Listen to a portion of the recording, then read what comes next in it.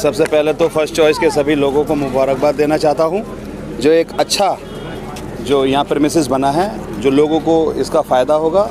जो गाड़ियों का काम है, इंश्योरेंस कंपनी यहाँ पर काम करेंगी, तो लोगों को जो परेशानियाँ होती थी कि इंश्योरेंस कहीं कराना पड़ता था और गाड़ियाँ कहीं सही होती थी, अब यहाँ ज़ीरो डेप्थ पे इंश्योरेंस होंगे और इंशाल्लाह एक बार में गाड़ी आई और सही होकर के चली जाएगी। तो इसके लिए फ़र्स्ट चॉइस वालों को दिल की गहराइयों से, जो ओनर है उनको भी मुबारकबाद और जो इस फर्स्ट चॉइस के फ्रेंचाइजर हैं उनको भी मुबारकबाद। सर, समाजवादी पार्टी से आप विधायक हैं, अभी समाजवादी पार्टी के मुखिया अखिलेश यादव जी जो है विजय रथ यात्रा चला रहे हैं, उसके बारे में क्या कहेंगे सर? ये जो रथ यात्रा है ये मज़लूमों के लिए, गरीबों के लिए, और ख़ास तौर पर जो आज हम लोगों को परेशान कर रखा है सरकार ने। जैसे कि आपने देखा होगा कि गैस का सिलेंडर 1000 रुपये हो गया। आपने देखा होगा कि किस तरीके से पेट्रोल का रेट कहाँ 50 रुपये से अब 100 रुपये के करीब है, डीज़ल 50 रुपये से पहले था 100 रुपये के करीब है, जो सरसों का तेल आज 200 रुपये के ज़्यादा का हो चुका है, मिट्टी का तेल सिरे से गायब हो गया, महंगाई बहुत चरम सीमा पर चल रही है, कारोबार ख़त्म हो गए, नौजवान परेशान हैं, किसान परेशान हैं। इस सब के लिए आज लोग बदलाव चाहते हैं और ये हमारा जो रथ है इंशाल्लाह क्रांति के रूप में निकला है, मज़लूमों की आवाज़ बनकर, किसानों की आवाज़ बनकर, महिलाओं की रोज़गार की आवाज़ बनकर इंशाल्लाह ये रथ 2022 में अखिलेश यादव जी को मुख्यमंत्री बनाएगा। लेकिन भाजपा खीरी मामले में कांग्रेस की तरफ से जो उनकी पार्टी के बड़े नेता हैं, चाहे वो प्रियंका गांधी हो, ये सब पहुंच जाते हैं, लेकिन अखिलेश यादव सुबह होने का इंतजार करते हैं। तो उन पर आरोप लगते हैं कि सिर्फ ट्विटर पर राजनीति करते हैं, ऐसा क्यों? एक्चुअल में इल्ज़ाम लगाने से इल्ज़ाम साबित नहीं हो जाता, कहने से कुछ नहीं होता। जिस दिन ये लखीमपुर की घटना हो या कोई और भी घटना हो, लगातार अखिलेश यादव साहब ने हमेशा मज़लूमों की आवाज़ उठाई है और ये तो इतना हृदय विदारक मंजर था कि इसमें जैसे ही अखिलेश जी को पता चला, अखिलेश जी सुबह से ही इसमें लग गए। उन्होंने ही पूरे उत्तर प्रदेश के समाजवादियों से कहा कि जहाँ जो जहाँ है वैसे ही बैठ जाए। पूरे उत्तर प्रदेश के समाजवादियों ने एहतजाज किया, उसका नतीजा ये हो कि सरकार बैकफुट पे आई और आज वो जो कातिल है वो सलाखों के पीछे है। और समाजवादी पार्टी किसानों के साथ कल भी थी, आज भी और कल भी रहेगी और मज़लूमों की आवाज़ उठाती रही है। अखिलेश यादव जी गरीबों के, मज़लूमों के, बेसहाराओं के हमदर्द हैं और किसानों के नेता हैं और इंशाल्लाह किसानों के हक़ की लड़ाई लड़ते रहेंगे। अबू आसिम आज़मी है समाजवादी पार्टी के एक नेता, उनका एक स्टेटमेंट वायरल होता है जिसमें वो कहते हैं कि अगर यहाँ पर रहना है तो हमारा लीडर जो है वो हिंदू ही रहता है। इस तरीके का स्टेटमेंट जिस पर आलोचना काफ़ी हुई है, आप उनके स्टेटमेंट का क्या समर्थन करते हैं? क्या वो सही है? मैंने कोई स्टेटमेंट इस तरीके का सुना नहीं और आपने सुना होगा, पहले मुझे सुनवा दीजिएगा फिर जवाब दूंगा इसका। सारे में वायरल है, जरूर सुना। नहीं, मैंने तो नहीं सुना वो आसिम आज़मी साहब का। वो महाराष्ट्र के आजम खान बनना चाह रहे हैं और इसलिए इस तरह का स्टेटमेंट दे रहे हैं। उनका नाम अबू आसिम आज़मी साहब है, आज़म खान साहब का नाम मोहम्मद आज़म खान साहब है। अबू आसिमी साहब हमारे प्रदेश अध्यक्ष हैं, महाराष्ट्र के काबिल एहतराम हैं। माननीय आज़म खान साहब हमारे बहुत अजीम शख्सियत हैं, समाजवादी पार्टी के फाउंडर पर्सन हैं, कई बार के विधायक, मौजूदा सांसद हैं। इस वक्त कितना बुरी तरीके से वो जूझ रहे हैं, झूठे मुकदमों में परेशान हैं। आज हमें यकीन है इंशाअल्लाह ताला न्यायालय पर बहुत जल्द आज़म खान साहब वापस आएंगे और 2022 में हम लोग सरकार बनाएंगे। आज़म खान साहब का मुद्दा गायब है, क्या समाजवादी पार्टी को अब आज़म खान की ज़रूरत नहीं? समाजवादी पार्टी आज़म खान साहब से और आज़म खान साहब समाजवादी पार्टी से हैं।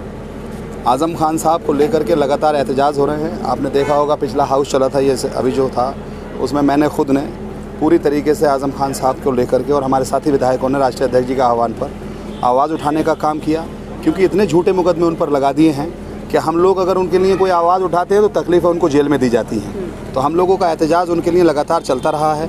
उनके साथ जो ज़्यादतियाँ हुई हैं वो भी आपको मालूम है, कितनी तकलीफ़ों से वो गुजरे ये भी आपको मालूम है।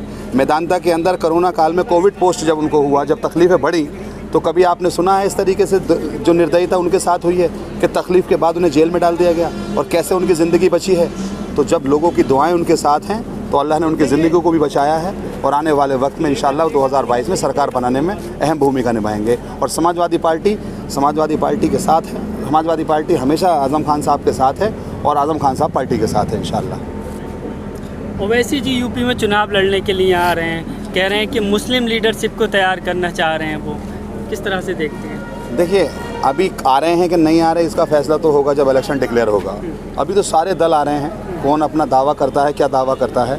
लफ्ज़ ओवैसी साहब, आप, बाकी सारे लोग आ रहे हैं। अब ये तो फैसला 2022 में हालात के ऊपर होगा कि क्या उनका स्ट्रेटजी है, वो किस एजेंडे पे काम कर रहे हैं। आज के हालात पे तो हालात ये है कि परेशान हैं लोग इस वक्त, बेरोज़गारी को लेकर के, इस वक्त जो महंगाई है उसको लेकर के, डीज़ल पेट्रोल को लेकर के, किस रसोई गैस को लेकर के, गन्ना किसान अपने रेट को लेकर के, एमएसपी को लेकर के, 3 काले कानून जो लगे हैं उसको लेकर के, विकास की राह पर जो उत्तर प्रदेश चल रहा था 2012 से 17 तक, आज पूरा विकास खत्म हो चुका है। लोग विकास चाहते हैं, लोग आत्मसम्मान चाहते हैं। कोविड में जो मौतें हुई हैं वो भी आपने देखा है।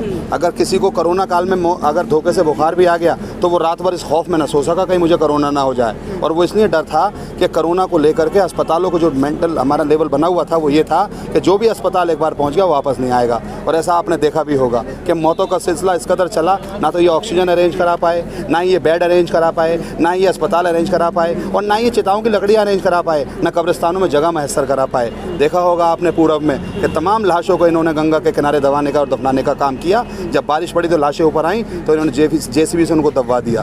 तो सभी धर्मों को ठेस पहुंची है। आपने देखा होगा मंदिर इन्होंने बंद कर दिए, कावड़ यात्रा इन्होंने बंद कर दी, रमज़ान के बाद ईद इन्होंने नहीं पढ़ने दी, इन्होंने 12 अप्रैल का जुलूस इन्होंने नहीं निकालने दिया, इन्होंने गणेश चतुर्थी नहीं होने दी, इन्होंने अम्बेडकर साहब की जयंती और अम्बेडकर साहब का जन्मदिन नहीं मनाने दिया, कुछ भी नहीं इन्होंने करने दिया। तो आवाम समझ चुकी है कि अब भगवान और अल्लाह दिल में है, और ये अब इस पर राजनीति नहीं कर पाएंगे। अब राजनीति चलेगी विकास पे, आत्मसम्मान पे, बेरोज़गारी के नाम पर जो बेरोज़गारी फैली हुई है, जो कारोबार ख़त्म हो चुके हैं, जो तकलीफ़ों का आलम बढ़ चुका है, और जो आज जो सरसों का तेल हमारा हम लोग कितना सस्ता था हमारा सरसों का तेल आज 200 रुपये से ऊपर हो गया, उसके नाम पर ये बदलने वाले हैं और 2022 में अखिलेश यादव मुख्यमंत्री बनने वाले हैं। वो ये कह रहे हैं कि लगातार वो ये कह रहे हैं कि हमने उत्तर प्रदेश को उत्तम प्रदेश बना दिया।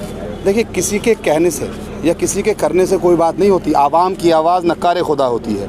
आवाम जिसे चाहे अर्श पर रख दे और जिसे चाहे फर्श पर रख दे, वो सबको दिख रहा है किसने क्या बनाया। 100 नंबर किसने चलाई? अखिलेश यादव जी ने चलाई। लैपटॉप किसने बांटे? अखिलेश यादव जी ने बांटे। तो स्कूल कॉलेजेस किसने बनाए? अखिलेश यादव जी ने बनाए। आपने देखा होगा पूरी तरीके से जो हमारा स्वास्थ्य डिपार्टमेंट है उसको अखिलेश यादव जी ने सही किया। ये कोई एक काम तो बताएं। आज देखिए बिजली में त्रमाम मचा हुआ है, कोयले का नहीं अरेंजमेंट करा पा रहे, हमने कारखाने हमने लगाए, ये आप देखिए कोयले का नहीं इंतज़ाम करा पा रहे। आज पूरा उत्तर प्रदेश त्रहमाम कर रहा है, तमाम लोग परेशान हैं। बिल तो ले लेते हैं इतना महंगा करके और बिजली नहीं दे पा रहे बिल्कुल भी। आरोप तो आपके ऊपर भी लग रहा है ना, आपने 18% आरक्षण की बात की थी मुस्लिमों को, लेकिन वो नहीं दिया गया। देखिए, एक बात आपको हम बता दें, इन चीज़ों का फैसला तभी किया जा सकता है जब हम लोग सत्ता में आएंगे इंशाल्लाह। में आपकी सरकार तब का ये जो है कहा गया था मैनिफेस्टो में कि 18% रिजर्वेशन देंगे। ये जो भी हमने कहा है और जो भी हमने कहने की कोशिश की है उसको हमने पूरा करने की पूरी कोशिश की है। अब जो मैनिफेस्टो हमारा आएगा उसको आप पढ़िएगा इंशाअल्लाह ताला, उसमें बहुत सी चीज़ें आपको और कुछ देखने को मिलेंगी, जिसमें आरक्षण से लेकर के बाकी और भी बहुत मुद्दे आपको देखने को मिलेंगे। और इंशाअल्लाह ताला हम लोग जो है सरकार बनाने वाले हैं और अखिलेश यादव जी उत्तर प्रदेश के मुख्यमंत्री बनने वाले हैं। डिप्टी सीएम की बात कर रहे हैं, कह रहे हैं डिप्टी सीएम बनाना चाहिए मुस्लिम को। क्या समाजवादी पार्टी मुस्लिम डिप्टी सीएम बनाएगी? देखिए, समाजवादी पार्टी एक सेकुलर पार्टी है जो सबको साथ लेके चलती है। जब हम सरकार बनाएंगे इंशाअल्लाह ताला तो ये फैसला सरकार बनने के बाद होगा और अच्छे फैसले आएंगे, क्योंकि देखिए हम सब एक बंद मुट्ठी हैं। हिंदू मुस्लिम की जो बात करते हैं वो गलत करते हैं। ये हमारा देश हिंदू मुस्लिम एकता का गहवारा है। गंगा जमनी तहजीब यहाँ पर पनपती है। हम लोग ऐसे देश में रहते हैं जहाँ सब मिलजुल कर रहते हैं। यहाँ पर पर्टिकुलर ये बात कहना, हम सब मिलकर सरकार बनाएंगे और जिसको जैसे जैसे हक होगा इंशाल्लाह समाजवादी पार्टी देती रही है और आगे भी देगी इंशाल्लाह। हिंदू मुस्लिम की राजनीति के आरोप तो आपके ऊपर भी लगे ना, आपने कब्रिस्तान की बाउंड्री करा दी लेकिन शमशान घाट को आपने छोड़ दिया। हमारी सरकार ने शमशान घाट में भी काम कराया, हमारी सरकार ने कब्रिस्तान में भी काम कराया, हमारी सरकार ने रोड भी बनाए। तो आज तो इनकी सरकार है ना। आज मेरी विधानसभा जो पर्टिकुलर जिसमें 150 गांव हिंदू भाइयों के आते हैं, मैंने इनसे कहा कि आपने हम पे इल्ज़ाम लगाए थे, हमने लगभग 50 से ज़्यादा शमशान घाट बनाए, लेकिन अभी कुछ 50 के करीब कब्रिस्तान बचे हैं और कभी 100 से ज़्यादा के करीब अभी गांव शमशान घाट बचे हैं। तो आप क्यों नहीं बनाते शमशान घाट? पहले शमशान घाट बनाइए। हम पे इल्ज़ाम लगाने वाले खुद तो बनाए ना। आज प्रधानमंत्री वो, राष्ट्रपति वो, मुख्यमंत्री वो क्यों नहीं बनाते? वो शमशान घाट बनाए, बाद में कब्रिस्तान बना दें। सर, एक कयास लगाए जा रहे थे कि चुनाव से पहले 2022 के समाजवादी पार्टी का जो बिखरा हुआ कुनबा है वो सब एकजुट हो जाएगा, लेकिन आज देख रहे हैं कि शिवपाल यादव जी अलग यात्रा निकाल रहे हैं, अखिलेश यादव जी अलग निकाल रहे हैं। देखिए, वो बड़ी राजनीति है। इंशाअल्लाह ताला उसमें अच्छे परिणाम आपको देखने को मिलेंगे। मेरे रब ने चाहा जब हम इलेक्शन में जाएंगे तो आपको बहुत अच्छे परिणाम देखने को मिलेंगे और वो राष्ट्रीय अध्यक्ष जी का निजी फैसला इंशाअल्लाह है और अच्छे फैसले इंशाअल्लाह हमारे हक में आएंगे। सर, लास्ट में महिंद्रा फर्स्ट चॉइस के लिए क्या कहना चाहेंगे क्षेत्र के लोगों को? मैं फर्स्ट चॉइस के उज्जवल भविष्य की कामना करता हूँ। शानदार प्रेमिसेस जो बना है, हमारे रिश्तेदार हैं। आज मैं आया हूँ यहाँ पर, उम्मीद करता हूँ क्योंकि ज़रूरत है आज 4 व्हीलर जो है हम ज़्यादातर लोग माशाल्लाह अल्लाह ताला सबको दे, मैं तो ये गुजारिश अल्लाह से दुआ करता हूँ। और ये एक ज़रूरत की चीज़ है, इंश्योरेंस और ज़रूरत की चीज़ है। जब गाड़ी चलती है तो चोट ठुकती भी है और उसको कुछ ना कुछ जो है इस तरीके के पार्ट्स की ज़रूरत भी पड़ती है। तो आज जो मुझे पता चला कि यहाँ पर 0 डेब्ट पर इंश्योरेंस है और 0 डेब्ट पर आपकी गाड़ी सही होगी, तो इससे बढ़िया खुशी की बात और क्या होगी। चाबी देकर चले जाओ, इंश्योरेंस कराओ और भैया सही हो जाए तो ले जाओ। तो दिल की गहराइयों से पुरखलूस मुबारकबाद पूरे फर्स्ट चॉइस परिवार को। ये अल्लाह ताला के करम से कामयाबी इनके कदम छूमे। बहुत बहुत शुक्रिया।